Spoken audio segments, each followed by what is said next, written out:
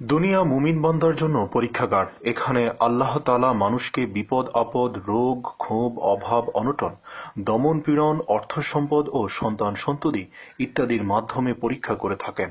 অনেকেই বিপদে অধৈর্য হয়ে যান, এক পর্যায়ে নিজেরাই নিজেদের মৃত্যু কামনা করে বসেন, যা কামনা করা ইসলামে নিষেধাজ্ঞা রয়েছে। কেননা মৃত্যু কামনা প্রসঙ্গে ইসলামের বিধিনিষেধ রয়েছে। হযরত আবু হুরায়রা রাদিয়াল্লাহু আনহু হতে বর্ণিত, রাসূলুল্লাহ সাল্লাল্লাহু আলাইহি ওয়াসাল্লাম বলেছেন, তোমাদের মধ্যে কেউ মৃত্যুর আকাঙ্ক্ষা করবে না আর মৃত্যুর পূর্বে তার জন্য দোয়াও করবে না।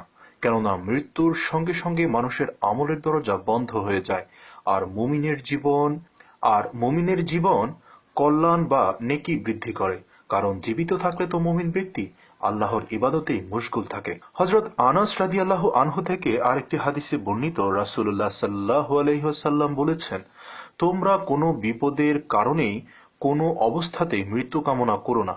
যদি একান্ত এর আকাঙ্ক্ষা করতেই হয় এবং এছাড়া কোনো গত্যন্তর না থাকে, তবে এটুকু বলবে, হে আল্লাহ, যতদিন আমার জীবন উত্তম হয় ততদিন জীবিত রাখুন, আর যখন মৃত্যু উত্তম হয় তখন মৃত্যু দান করুন।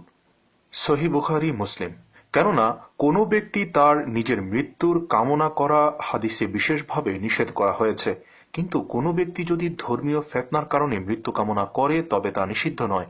কেননা হাদিসে এসেছে, হযরত সাওবান রাদিয়াল্লাহু আনহু থেকে বর্ণিত আছে যে, রাসূলুল্লাহ সাল্লাল্লাহু আলাইহি ওয়াসাল্লাম নিজের দোয়ায় এইভাবে প্রার্থনা করতেন, হে আল্লাহ, আপনি যখন মানুষকে ফিতনার মধ্যে নিক্ষেপ করেন তখন আমাকে সে ফিতনা থেকে হেফাজত করে আপনার নিজের কাছে ডেকে নিন।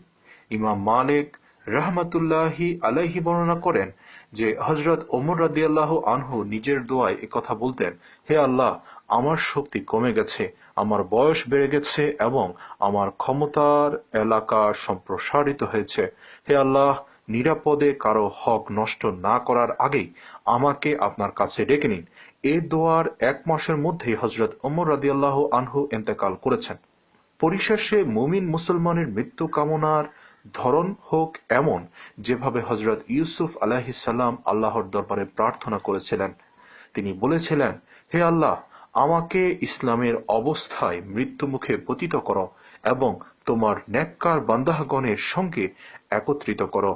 আল্লাহ তাআলা মুসলিম উম্মাহকে অন্যায়ভাবে মৃত্যু কামনা থেকে হেফাজত করুন। ইসলামের পূর্ণাঙ্গ অনুসারী হিসাবে মৃত্যু লাভের তৌফিক দান করুন। আমিন।